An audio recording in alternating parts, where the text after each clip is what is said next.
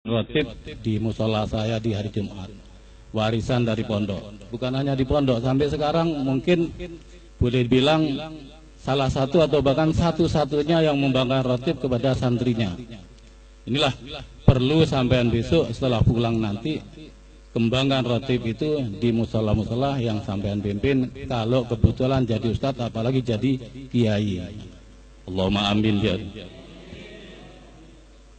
Kemudian seputar lafadz wal jawi, ini juga ada kritikan yang agak pedas. Biyen gak ono wal jawiku, kan di tulisan ada wal jawi. Dulu fil barri wal bahri saja. Ceritanya begini, ketika saya sudah pulang masih fil barri wal bahri saja tanpa wal jawi. Kemudian dipanggil oleh Kiai Haji Hamzah Ahmad jelang besok berangkat haji, bahwa ketika Kiai Ahmad Jufri pulang haji terakhir tahun 1978, pertama kali haji pesawat terbang, maka beliau bertemu dengan Kiai Akib Yasin Pasuruan.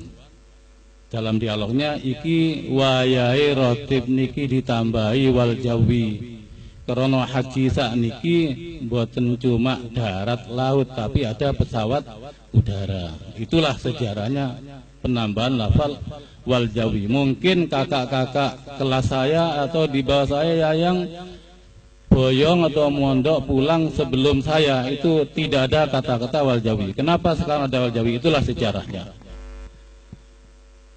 Kemudian doa rotib ini tidak sama, memang unik. Satu-satunya mungkin doa rotib yang dibesuk yang paling aneh. Semua kompak, Allahumma na'udzubika, Allahumma nas'aluka bil bisab'in wathani wal Qur'an azim.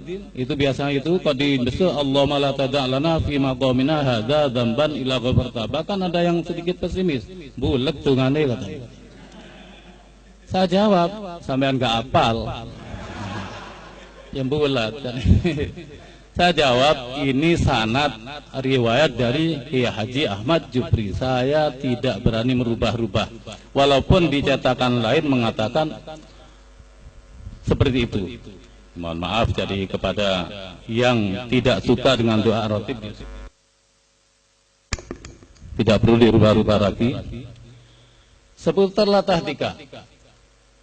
tika, ya alimah sirri minna la tahtika sitara anna wa'afina wa'afu anna. Itu kok la tahtika? Di kalangan Arab-Arab la tahtiki. Kenapa dibesuk la tahtika? Kembali lagi ke sanad. Sanad irawat dari Kiai Ahmad Jufri. Nah, cuma begini, karena ini orang yang tidak ngerti sanad, le ilmune saja. Sampai buka Ibnu Aqil di bab nun taukid khafifah, bahwa di situ contohnya membuang alif yang merupakan pengganti dari nun taukid khafifah ala ghairil qiyas. yakni tidak dalam keadaan waqaf wasol kok membuat nun taukid diganti membuang alif pengganti nun taukid khafifah ala qiyas. Lah cari daiyah la tahtik asalnya li anna sakin idza hurika bil kasri la tahtiki au bil fathi li annahu akhaful harakat. Ini ilmunya. Walaupun nun sewu ini nanti dalam bacaan saya, ya Majubri pernah dawuh lek la tahtika oleh diwaca la tahtika oleh la tahtiki. Nah, ini supaya tidak kaku. Boleh la tahtika, boleh la tahtiki. Kemudian masalah rotib ini beliau sering memberi arahan-arahan tentang faedah rotib yang sangat banyak, mungkin sampai bisa dibaca di kitab-kitab anti sihir, anti kejahatan, kemalingan, perampokan. Yang terpenting kata Imam Juri adalah seorang santri perlu mengamal rotib ini supaya mendapat futuh dari Allah. Futuh itu terbukanya hati untuk secara lapang menerima setiap pelajaran, khususnya yang disenangi, untuk masuk tanpa halangan apapun. Ini yang terpenting. Jadi oleh karena itu santri walaupun tidak wajib syar'an, santri besok wajib ngamal rotib, wajib istilahan untuk pondok pesantren besok. Ojo ngenteni amin masuk masjid.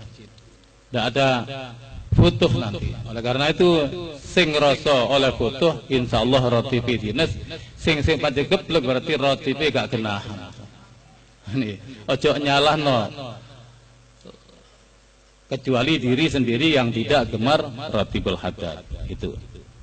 Kemudian waktunya rotib ini adalah mabainal maghrib wal isya, antara maghrib dan isya, seperti sanad dari Al-Habib Abdullah bin Alwi bin Muhammad Al-Haddad. Walaupun di besok pembacaan rotib dilaksanakan setelah azan isya, kecuali saat-saat tertentu maka dibaca sebelum azan isya, biasanya jelang intihan. Ramadan yang masuk isyanya agak akhir, ini dibaca sebelum isya. Jadi pada aslinya dibaca sebelum sholat isya, lebih baik setelah azan isya.